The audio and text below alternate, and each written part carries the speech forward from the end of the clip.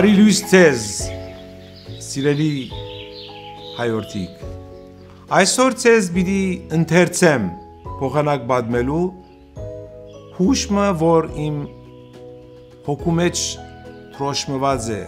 արմադացած է, և այդ պատմությունը ես քաղած եմ իմ հավատացյալները մեկու կյանքեն։ Պատմությունը վերնագրած եմ թիվ 59։ Հաճախ լսած եմ պատմություններ,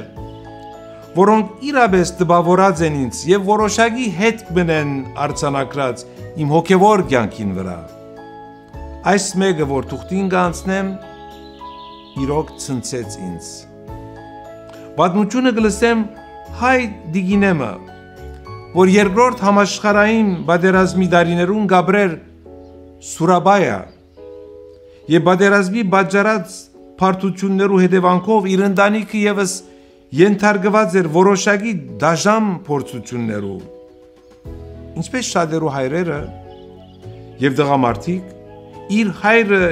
ևս այդ տարիներուն քերի կդարվի և 5 երկար տարիներ գաբը կխզվի ընտանիքի և զավակներու միջև։ Թուստրը, որ քերության դարված տարի միայն 12 տարեկան ուներ, երբ կհասնի 17 տարեկանը, գամավոր ծառայություններ հանց ընկառնե քաղաքեն ներս։ Իրեն բաժին գինա բարբերաբար և խումբ թեպի տուն վերադարձող քերիներու հաշվարկը կատարել։ Օրերը մեկը իր պարտականությունը լիովին կատարած լալու հոգեգան յուրովի բավարարությամբ գունենա ցնցող փորձառությունը։ Սայլը կգանքնի և արիշնող քերիներու հաշվարկը կսկսի կատարել։ Հաշվարկը կատարած ժամանակ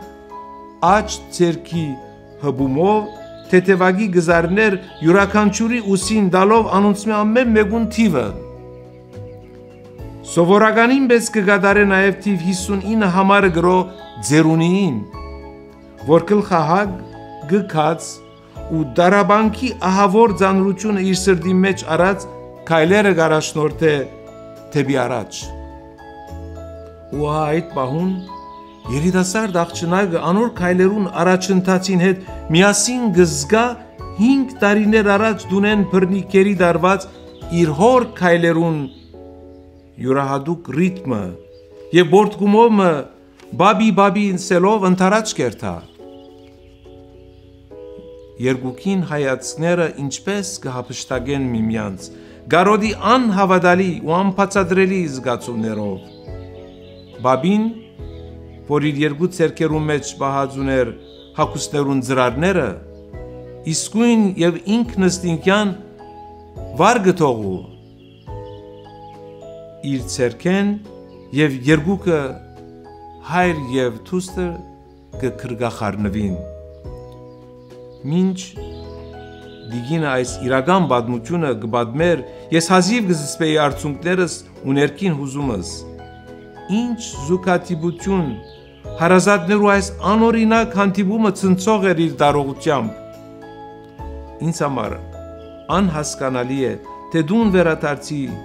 ճանապարհին ինչպես ուրախացան, ինչպես տոնեցին կատարվածը։ Ինձ համար հրաշք էր այս հանդիպումը, եթե աշխարհը տրվի նժարի մեկ կողմը և մյուսին եղելությունը, անդարագույս հանդիպումը ավելի ծանր պիտի գշրե, որովհետև ավելի հարուստ փորձառություն չէր կրնար ապրիլ 59 թիվը գրողի աղջնակը։